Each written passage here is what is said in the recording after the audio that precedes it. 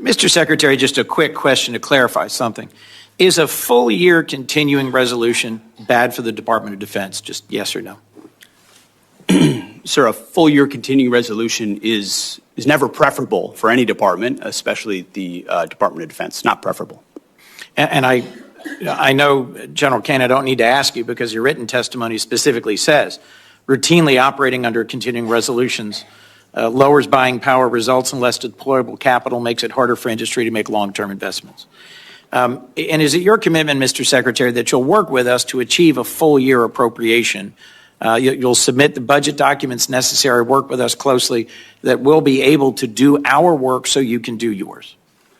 Senator, we are committed to working with you to make sure the Defense Department gets as robust a budget as possible where we can meet the threats of today and tomorrow.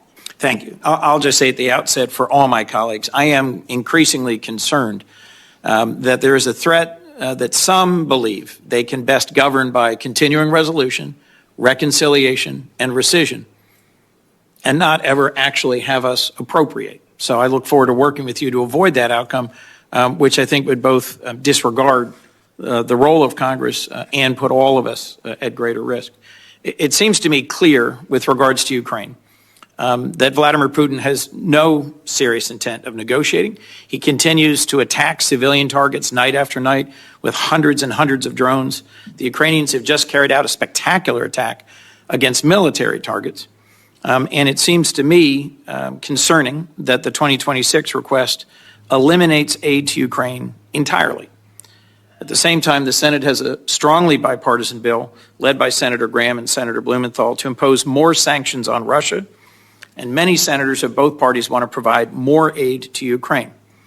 Would you agree, Mr. Secretary, that the United States should use every tool it has at its disposal, including additional sanctions, to pressure Russia to come to the table to negotiate a just and lasting peace for the war in Ukraine? Senator, every tool at our disposal? No. We have a lot of tools in a lot of places. Let me be more narrow. Let me be more narrow then. Apply. You said, and I'll take some exception to this, that our European allies cannot freeload off the United States in perpetuity. My impression is that Article 5 of the NATO Treaty was only invoked once. It was after 9/11. And a significant number of our European allies and partners deployed to Afghanistan alongside us and suffered significant combat casualties. In the first 2 years of the war in Ukraine, a war of Russian aggression, 50 other countries stepped forward, deployed military support, delivered materiel, provided financial and operating support, and at regular meetings of the Defense Contact Group, your predecessor led that process of deploying military assistance. What message do you think it sends that as Ukraine continues to suffer day after day of punishing attacks on civilian centers, we're not using the $3.8 billion in presidential drawdown authority that remains to send additional air defense and interceptors, and you yourself chose to not attend the Ukraine Defense Contact Group?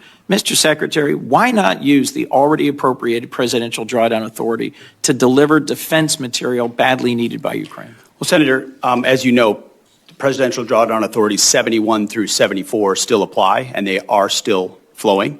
There's some in reserve. To your question about my statement, and I served with a lot of NATO allies in Afghanistan as well. Incredibly capable Canadians, Brits, and Australians and others. And grateful for them. And I've gotten to know a lot of them in this process going to Brussels. Amazing people, amazing countries. Thus, I was struck, Mr. Secretary. But we also wore a patch on our shoulder. Yes. That said ISAF, International Security Assistance Force. And you know what the joke was? That it stood for I Saw Americans Fighting.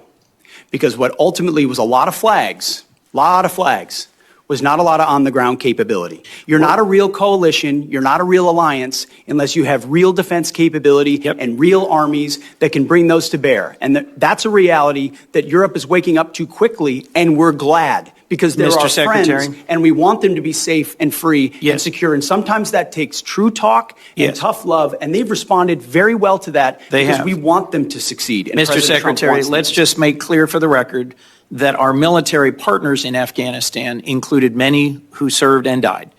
Our Danish partners and allies on a per capita basis. Don't try to suffered make it more. look like I don't care about the investments of our partners. Of course I do. Mr. I recognize Secretary, that there were lives lost from other countries. Of but course the there bulk were. of the effort was Americans. And an alliance needs to include other countries and be more balanced Mr. to be a Secretary, real alliance. And as that's I the point pointed we're out making. in my opening comments, our partners and allies have stepped up, have invested, have engaged in the defense of Ukraine, and so should we.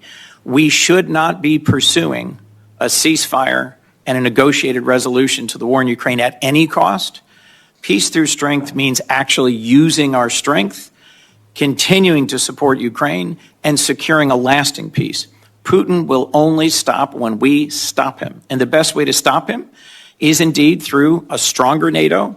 I look forward to the NATO summit. I agree with you that a significant investment by NATO in our collective security is a great investment, but we cannot abandon Ukraine.